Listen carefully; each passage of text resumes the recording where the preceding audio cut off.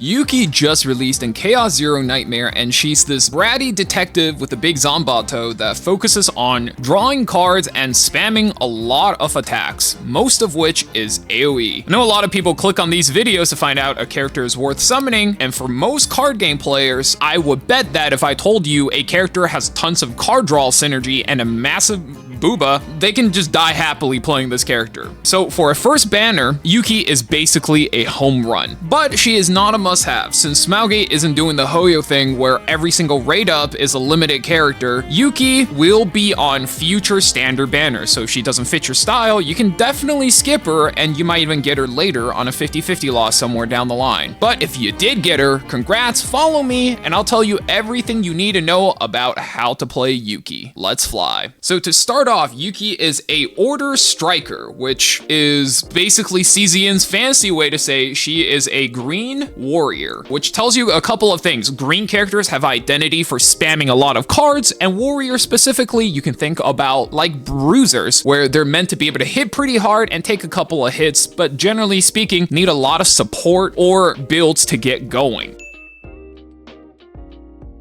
Taking a look at Yuki's cards, she has her basic cards and her Epiphany cards. We'll go over them in order. Her first two are just standard attacks with an inspiration to increase damage or decrease cost. And inspiration is her first exclusive keyword. The gimmick with it is that the extra effect will activate if you drew the card with another card or an ability, which doesn't count if you top decker at the beginning of your turn. You have to draw it from the deck with another card's effect, and this is going to come into play later. Her non-offensive card is just a shield. This is probably the first card you want to trim from your deck. She doesn't build a lot of defense, so this is pretty much a moot card, and her basic attacks, well, you don't really have to trim them since they do get some cool abilities from her inspiration, but they're really not what you would play her for. Her special card that you start out with is Prepared to Subdue. It draws a card from your deck that belongs to Yuki and increases the damage by a certain amount for one turn. If you look at the Epiphanies, I would say easily the best are these two, where it lets you draw two cards. This one loses damage, and this one only draws two if this was also drawn by a different card. I think the middle one is my favorite one after a whole day of playtesting and checking out different people and how they build theirs. It's just a very good bet of getting her cards out, because the worst fate for a Yuki is you start your turn and suddenly you naturally draw all of your cards top deck, and suddenly all of your cards are just not very valuable. And this one, if you get a lot more draw support for her, it becomes really, really powerful, and you just start stacking a lot of damage, especially AoE damage, and you could potentially go infinite with these two effects. This is what I would take almost every time, and I would definitely duplicate this card if you have any duplicate events. After that is Flash Slash. This is a 2-cost AoE where if you play it normally, it is not a very good card, but if you manage to pull it out with the inspiration effect, starts to get pretty valuable. And it has a couple of really good Epiphanies as well, and it lets her be built in a couple of different ways. You can reduce the cost by 1 so that it's a 1-cost attack, inspiration to reduce by 2 so that it's a 0-cost attack, or keep it on 2 for double the hits. And you can even ramp this up to 3, where now suddenly it costs a lot, but you can start decreasing the cost. So this actually gives her a lot of build flexibility and variety. It makes it so that you don't have to play her with high cost synergy like you're stuck playing with Kalipe, and you can actually do a lot with your Yuki. You can start playing her with Cassius. You can start building her towards a very specific playstyle that works with the rest of your team, and this is actually a huge pivot for her and gives her a lot of her flexibility when it comes to team building. Trickery Strike is going to be the next card, and this is the card that's going to help you bridge the gap until you hit your really good Epiphanies. You retain this card, and whenever on one of your turns you top deck one of your good cards, it doesn't hit the Epiphany effect, and you don't have any ways of resetting her or resetting the card, drawing the card. This is going to let you activate the inspiration effect within your own hand. Has a couple of effects, but I think personally my favorite one is just the one that draws an inspiration card. Most of these effects are pretty decent as a insurance policy for when your turns don't line up, but if you actually have a really cracked build for your other characters, your engine's already online, I think you could take either middle or right, but most of the time I would avoid these and I would use it as a way to either cheat out an inspiration like the left two, or to draw one more card, because who doesn't like drawing more cards? I mean, come on. Freezing Blade is her upgrade card, and if you don't know what an upgrade card is, it is the equivalent of if you play Slay the Spire, a power card. You play it once, it disappears from your deck, and the effect here persists through the entire fight that you played it in. For Yuki, once you have the upgrade, anytime you play a card with an activated inspiration, it'll deal a 60% AoE to all enemies. This is really strong, and it gives her a lot of extra attacks that's just going to be adding damage on damage. And if you find a build that can go infinite, this card is quite literally infinite value. Taking a look at the Epiphanies, I think the strongest one, I think everyone can tell, is the zero cost upgrade. It gives you initiation, you start the fight with it, put it up immediately, no value loss, and you can start going ham.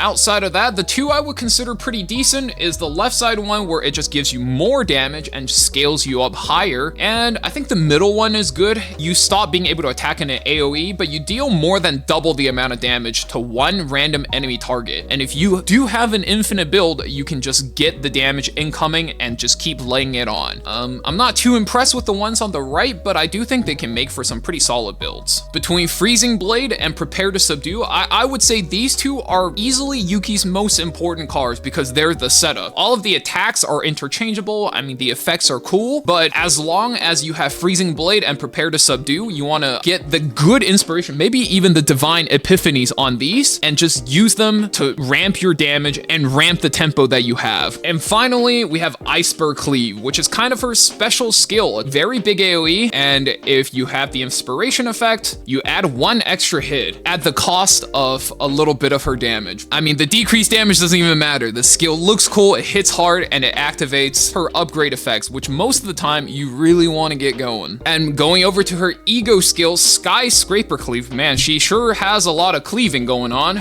It hits 300% damage for all enemies, and it moves all of the attack cards for her into the top of the draw pile. She also gets 50% damage for each card you move, so it's a huge AoE hit. And on top of that, I would almost say this is the more valuable effect, which is actually moving all of your attack cards to the top of your draw pile, because as we covered earlier, one of the biggest issues for Yuki is if you start your turn and turns out you drew all of your attack cards, that is almost a dead turn, because without the inspiration effect, she actually ends up not being that strong of a unit. So it lets you move all of your attacks back in, and if you have something like Prepare to Subdue, you have some rallies, gear bag, or reorganize, it'll let you draw all of those cards immediately. And on the topic of overcoming some of those weaknesses, let's talk about her partners. Her signature partner is Westmacott. Interesting name, and basically what this one does is the effect is just, it gives her 35% damage. Obviously, that's really good. I think it's super solid. Not only does it work with Yuki, you can also play this one with the last character, Haru, but it's definitely more tailored for Yuki. The ego skill here is Clue Spotted. It moves one card from hand to the draw pile, and then it draws one card for Yuki if you equip this on Yuki. As we covered earlier, the reason why that is good is so you can recycle your inspiration effect if you've somehow missed it. So it makes for a very helpful bridge card, bridging effect for 3 ego points if you ever low roll an opening hand. If you don't want to go for Westmacott, or you're maybe saving up to buy her, some of the better ones you can run is Lillian for low cost builds, because Lillian actually boosts quite a bit of damage for cards that cost 1 or less attack. And she's definitely designed around being able to spam a lot of attacks out pretty good, and her ego point also draws 1 attack card. This is a lot of synergy going on. But if you end up playing for a higher cost build, like if you're playing around a Kalipe build, for example, then you probably want to run something like Ratochka. Overall though, definitely say Westmacott is pretty good, but Lillian is not that much worse. Would say though, on average, 4-star partners boost your damage by about 25%, 5 stars boost by about 35-ish. So when you're moving up to a 5-star partner, you're getting a 40% marginal increase in value. Okay, this is the part that I think get a lot of people bogged down, but let's talk about the memory fragments. This is the gear for this game. I would say in terms of most important to least important, the thing you want to work on first is to get her a crit chance necklace. Once you have that, you want to get her a order damage goblet. Doesn't need to be good or even perfect, just make sure it has order damage and it can hold her down until you have the resource to farm her perfect gear. After that, attack percentage hairpin will do her wonders, especially if you have it on a good set or if you have a good amount of crit chance and crit damage substats. So let's talk about substats. There's a couple of ways to prioritize them, and I would say the most valuable thing you can get is crit percentage because it's just the biggest net increase in your DPS output, followed by attack percentage, followed by crit damage and extra attack damage, since she does output quite a bit of extra damage, followed by flat attack. And if you need a final filler, I guess you could put in like ego points, flat defense, anything like that. But those three right side pieces are by far the most important. And once you have those done, I would say, you know, you could probably try to complete her set. That would definitely help her out a lot. And as far as her set goes, I would say because of how much attack she spams, the ramping order damage is definitely one of her better sets. But if you don't use this one, I think one cost crit damage is okay because she does have a decent amount of one cost cards, especially some of her best attacks tend to be around one cost, like Iceberg Cleave or a slightly upgraded Flash Slash.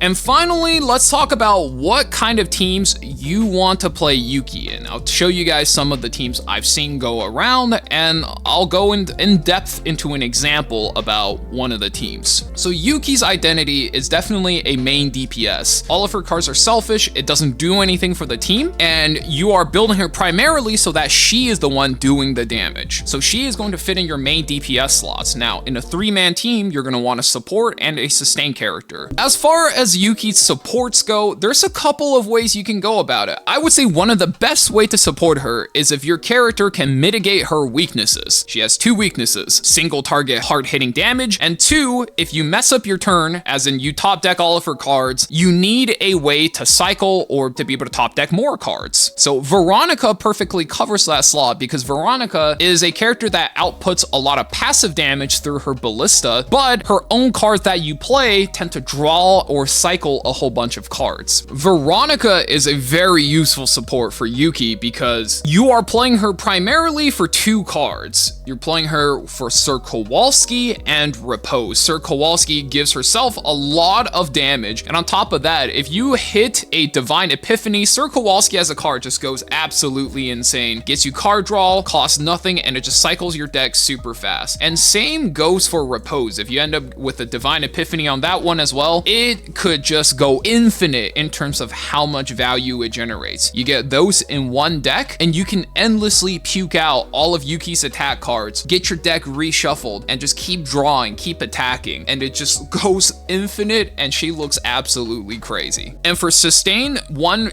really easy way to get this team going is to just throw in a Mika. I mean, what team doesn't want a Mika, guys? Mika is basically the one super good support. She could be a support, she could be a sustain, she could be anything you want her to be. She has AP built in, and as far as being a controller class goes, she has access to some of the best card draws in the game, like Reorganize, Gear Bag, and Rally. This is definitely the best team if you have Veronica. Another way to play Yuki is to play a bit more of an all-rounder team. So with Yuki as the main DPS, Cassius as the support, and Calipe as your sustain. The reason why you would want to play Cassius is for 2 cards. One, you want to pull out Joker to always get the right card you need for each fight, and his shuffle card makes it so that if you ever have a bad top deck experience, you just put everything right back in, rerun it, and anything you draw after that will have her inspiration effect. And the reason why we're bringing Calipe as the sustain is Cassius has a bunch of effects where you want to have a mixture of 0, 1, and 2 cost cards in your deck. And with the Calipe, you end up having a lot of heavy 2 cost cards that synergize pretty well with a lot of Cass's combos, but specifically, it lets you fire off Calipe's Eject Vulture, and that ends up being a huge amount of damage as well as shields for your team. Cassius isn't known as the super top tier healer, so having a lot of shield added onto your composition actually helps immensely with survivability. And from what I've seen, this looks like a really fun playstyle. But if you're going completely free to play and all you have is the Yuki, then I would suggest making Nia your main support and having your sustain character be the Mika. The reason why this team works super well is Nia has a whole bunch of cards, namely Nika's Curiosity and Adagio, that's going to let you reset a lot of cards in your hand. You could toss out a lot of useless cards, which actually eliminates the need to remove cards from your deck. You just keep all of your cards, discard the useless ones, and have the strong cards come in. And of course, finally guys, we have Mika, probably the most useful character in the game at the beginning here. She's just going to be able to endlessly heal your team, generate AP, and draw as necessary. And finally, let's talk about her potential and manifest ego. Potential should never be ignored on a character, but it's a bitch to farm. I'ma just say it, man. The most important one for Yuki, I would say, is the first one, where it gives the inspiration effect to her 2 basic cards. Keep in mind, it doesn't make the cards great, they end up being solid cards, but what it does is it eliminates the need you have to trim the basic cards from your deck, like maybe you would a Haru or Mika. So it adds a bit of utility. The next point that I think is pretty good would be her unique card, and you want it just to boost her damage. A critical hit chance is pretty good because you can get 10% free crit chance, which ends up being quite a good amount of damage. The last node is pretty good, adds a good amount of damage to her important cards. If you really want to save like I am doing right now, you could skip the basic card proficiency, the second node, because it doesn't really add that much outside of adding a bit more damage to your mediocre cards and make them slightly less mediocre, and that's pretty much it. If you're going ham on this game and you're really wondering, okay, are her manifest egos worth it? I would say the best one is the second one, where at the start of battle, it activates inspiration for cards you naturally top deck for the first 2 turns. The first 2 turns ends up being pretty important because in 2 turns, especially when you have the setup, is when Yuki tends to output most of her damage. So it lets you clean up a lot of the trash mobs and chaos and whatever fights. So this one is like pretty good if you want to make her just way easier to play. Outside of that, I think her Ego 4 is pretty nice. It gives her roughly about 20% more attack, and you can never really complain about getting 20-30% more damage on a DPS character, and her E6 just scales up the damage. Instead of 20%, it goes up to 45%. So it more than doubles the amount of stacks you generate when you start puking out your cards. So with that being said, that is my guide on how to play Yuki in Chaos Zero Nightmare. Let me know if the guide was helpful to you, and definitely let me know down below if you end up finding one of the super strong hidden teams, because CZN is a game, and not only that, it's a new game where the entire draw of the game is to build these super cracked teams that with so many upgrade possibilities because of all the different epiphanies and divine epiphanies you could potentially hit. There's probably like hundreds of thousands of ways to play each character and even upgrade each team. So yeah guys, let me know down below how you guys have been playing her and what kind of information you like to see about these character guides. This is my first time doing one for CZN, so I'm curious what you guys think about the format, and if it's good, I'll probably do some future guides on in-depth guides like this for other characters that I've been playing a lot. Specifically, I'm thinking about doing it for Kalipe, which I still think is probably the best character in the game alongside Mika. But yeah guys, that's it. If you found the video helpful, make sure to like, subscribe. That kind of stuff helps small channels like mine a lot. Yep, got some more guides incoming for you guys, and I'll see you guys in the next video. See ya.